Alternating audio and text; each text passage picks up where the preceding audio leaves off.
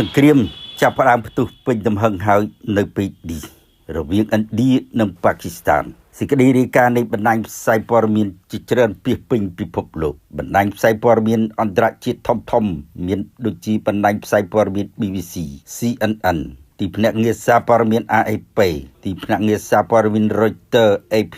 បណ្ដាញផ្សាយព័ត៌មាននៃប្រទេសឥណ្ឌាប៉ាគីស្ថានចុះផ្សាយយ៉ាងព្រំព្រៀងអំពីសង្គ្រាមប៉ាគីស្ថាននិងឥណ្ឌាផ្ទុះឡើងសេចក្តីរាយការណ៍របស់ Associated Press ឬទីភ្នាក់ងារសារព័ត៌មាន AP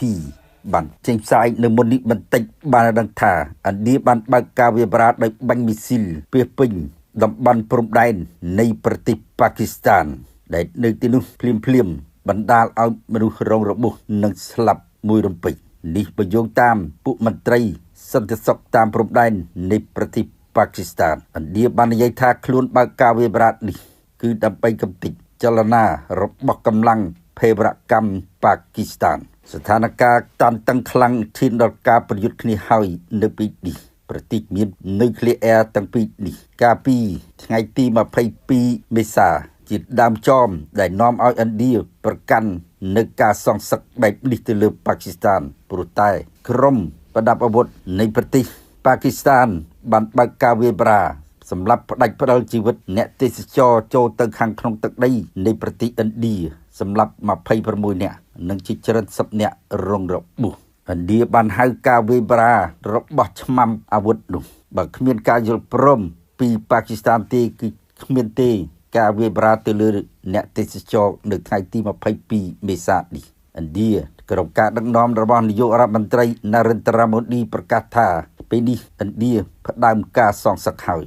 លុះត្រាតែប៉ាគីស្ថានទទួលកំហុសហើយកំទេចកងប្រដាប់អាវុធខុសច្បាប់កម្រិតភេរវកម្មរបស់ប៉ាគីស្ថានសម្រាប់នៅចំពោះមុខឥណ្ឌាទើបឥណ្ឌាយល់ព្រមសេចក្តីរាយការណ៍របស់បណ្ដាញផ្សាយព័ត៌មានជាច្រើនបានចុះផ្សាយថាមីស៊ីលរបស់ឥណ្ឌា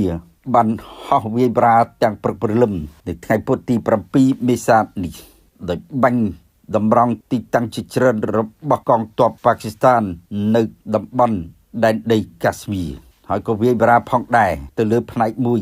នៃខេត្តពុនចាបរបស់ប៉ាគីស្ថាននេះបញ្យោងតាមពួកមន្ត្រីប៉ាគីស្ថានមីស៊ីលមួយគ្រាប់បានបាញ់ចំវិហារមូស្លីមនៅទីក្រុងបាហាវ៉ាពូនៅក្នុងខេត្តពុនចាបនៃប្រទេសប៉ាគីស្ថានដែលនៅទីនោះកុមារម្នាក់បានស្លាប់និងរងរបួសជាច្រើនអ្នកពួកមន្ត្រីបាននិយាយថាប្រទេសប៉ាគីស្ថានក៏បានបើកការវាយប្រហារសងសឹកវិញភ្លាមផងដែរដោយមិនផ្ដល់ឱកាសឥណ្ឌាវាយប្រហារដោយគ្មានការសងសឹកនោះទេទូទស្សន៍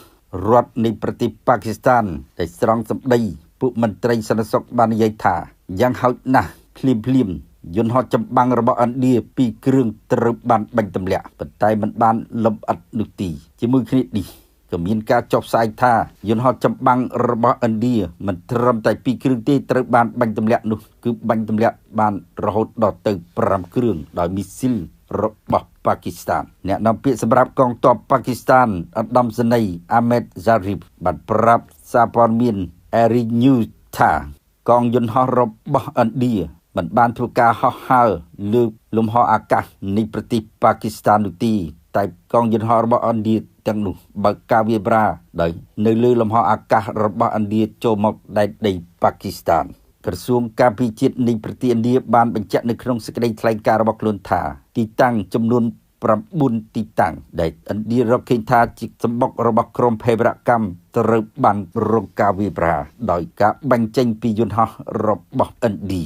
ភាគីរបស់ប៉ាគីស្ថានអះអាងថាយន្តហោះ5គ្រឿងរបស់ឥណ្ឌាជាយន្តហោះចម្បាំងនោះពិតជាត្រូវបានបាញ់ទម្លាក់ព្រោះយន្តហោះនោះបានហោះរំលោភចូលដែនអាកាសនៃប្រទេសប៉ាគីស្ថាននេះបញ្យោងតាមបណ្ដាញផ្សាយព័ត៌មាននៃប្រទេសប៉ាគីស្ថាននិងប្រភពរបស់ក្រសួងការពារជាតិប៉ាគីស្ថានសាក់សីឃើញនឹងភ្នែកបានដឹងថាស្នូវផ្ទុះពាសពេញតំបន់ព្រំដែនខាងក្នុងបន្តិចនៃប្រទេសប៉ាគីស្ថាននៅតំបន់កាស្មីរក្នុងចំណោមយន្តហោះដែលត្រូវបានអះអាងថាបានធ្លាក់5គ្រឿងនោះយ៉ាងហោចណាស់មានយន្តហោះមួយគ្រឿងបានផ្ទុះធ្លាក់នៅក្បែរតំបន់មួយនៃទឹកដីរបស់ប៉ាគីស្ថាននៅតំបន់កាស្មីរយ៉ាងណាការអះអាងរបស់ភាគីប៉ាគីស្ថានដែលថាបានបាញ់ទម្លាក់យន្តហោះរបស់ឥណ្ឌាដល់ទៅ5គ្រឿងនោះ ឥណ្ឌាមិនទាន់ឃើញឆ្លើយតបឬក៏ការពារខ្លួនដោយរបៀបណានោះទេបើតាមអ្នកនាំពាក្យរបស់ក្រសួងការពារជាតិប៉ាគីស្ថានដដែលនោះមីស៊ីលរបស់ឥណ្ឌាភាគច្រើនបាញ់ទៅលើគោលដៅនៃតំបន់សាសនារបស់ប្រជាជនប៉ាគីស្ថានដែលឥណ្ឌាចាត់ទុកថាតំបន់ទាំងនោះជាជំរករបស់ពួកភេរវកម្មប៉ាគីស្ថានរដ្ឋមន្ត្រីក្រសួងការពារជាតិប៉ាគីស្ថានកាវ៉ាយ៉ាអាស៊ីបាននិយាយទៅកាន់ប្រព័ន្ធផ្សព្វផ្សាយក្នុងស្រុករបស់ឥណ្ឌាថាឥណ្ឌាបើកការវាយប្រាភិកច្រិតនេះទៅលើគោលដៅសូម្បីតែទៅលើគោលដៅនៃជនស៊ីវិលក៏រងការវាយប្រហារពីកងយន្តហោះចម្បាំងរបស់ឥណ្ឌាផងដែររដ្ឋមន្ត្រីការពារជាតិប៉ាគីស្ថានរូបនេះបាននិយាយថានៅពេលនេះប៉ាគីស្ថានចាប់ផ្ដើមបើកការវាយប្រហារសងសឹកវិញភ្លាមៗទៅលើគោលដៅជាច្រើននៃខាងក្នុងទឹកដីនៃប្រទេសឥណ្ឌានៅពេលនេះប៉ាគីស្ថានបានប្តឹងទៅកាន់ក្រុមប្រឹក្សាសន្តិសុខអង្គការសហប្រជាជាតិជាបន្ទាន់ដើម្បីស្នើសុំឲ្យមានកិច្ចប្រជុំរបស់ស្ថាប័នដ៏មានអំណាចនៃពិភពលោកនេះហើយថ្កោលទោសឥណ្ឌាទាមទារឲ្យឥណ្ឌាបញ្ឈប់ជាបន្ទាន់ការវាយប្រហារដែលបង្កសង្គ្រាមទៅលើប៉ាគីស្ថាននេះបញ្យងតាមការបញ្ជាក់របស់ក្រសួងការពារជាតិប៉ាគីស្ថានឥឡូវនេះសេចក្តីរាយការណ៍បានដឹងថាក្រុមប្រឹក្សាសន្តិសុខអង្គការ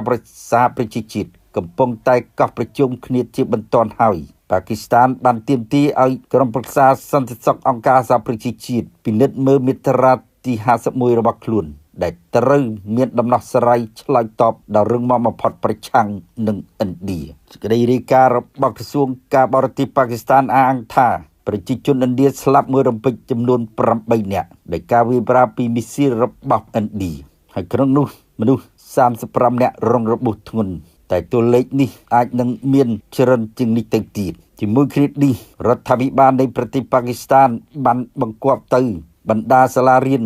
នៅតាមព្រំដែនទាំងអស់ឲ្យបិទទ្វារជាបន្ទាន់ដែលក្នុងនោះសូម្បីតែសាលារៀនសិស្សនៅខេត្តពុនចាបទាំងអស់ត្រូវបិទទ្វារសាលារៀនរបស់សិស្សនៅទីក្រុងអ៊ីស្លាមាបាតត្រូវបិទទ្វារជាបន្ទាន់រដ្ឋាភិបាលប៉ាគីស្ថានបានកោះប្រជុំគណៈរដ្ឋមន្ត្រីនិងក្រុមប្រឹក្សាសន្តិសុខជាតិរបស់ខ្លួនជាបន្ទាន់នៅពេលនេះហើយកំពុងតែឆ្លើយតបថាតើត្រូវវាយសងសឹកទៅលើឥណ្ឌាកម្រិតណានៅគណៈដែលប៉ាគីស្ថានបានកំពុងតែការពារខ្លួនយ៉ាងលំបាកបំផុតពីការវាយប្រហារដោយកងយន្តហោះពីសំណាក់ប្រទេសឥណ្ឌានិងឥណ្ឌាបាញ់មីស៊ីលសរុបចូលខាងក្នុងទឹកដីនៃប្រទេសប៉ាគីស្ថានសហរដ្ឋអាមេរិកនៅពេលនេះប្រកាសថាខ្លួនកំពុងតែតាមដានយ៉ាងយកចិត្តទុកដាក់បំផុតចំពោះស្ថានភាពចុងក្រោយដែលឈានដល់ការវាយប្រហារពីសំណាក់ឥណ្ឌាទៅលើប៉ាគីស្ថានហើយលោករដ្ឋមន្ត្រីការបរទេសសហរដ្ឋអាមេរិក Marco Rubio បានប្រកាសថាប្រទេសទាំងពីរនៅពេលនេះអស់ភាពអត់ធ្មត់នឹងគ្នាហើយនៅពេលនេះ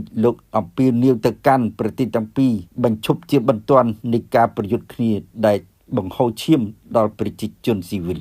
យ៉ាងណាការវាយប្រហាររបស់ឥណ្ឌាដែលបើកការវាយប្រហារដោយកងទ័ពអាកាសនេះឥណ្ឌាបានជូនដំណឹងភ្លាមៗទៅកាន់ស្ថានទូតសហរដ្ឋអាមេរិកដែលប្រចាំនៅទីក្រុងញូដេលីនិងបណ្ដាស្ថានទូតជាច្រើនទៀតដោយប្រាប់ជាមុនថាឥណ្ឌាដើមបើកការវាយប្រហារទៅលើប៉ាគីស្ថានហើយក្នុងទម្រង់នៃការវាយប្រហារកម្រិតសងសឹក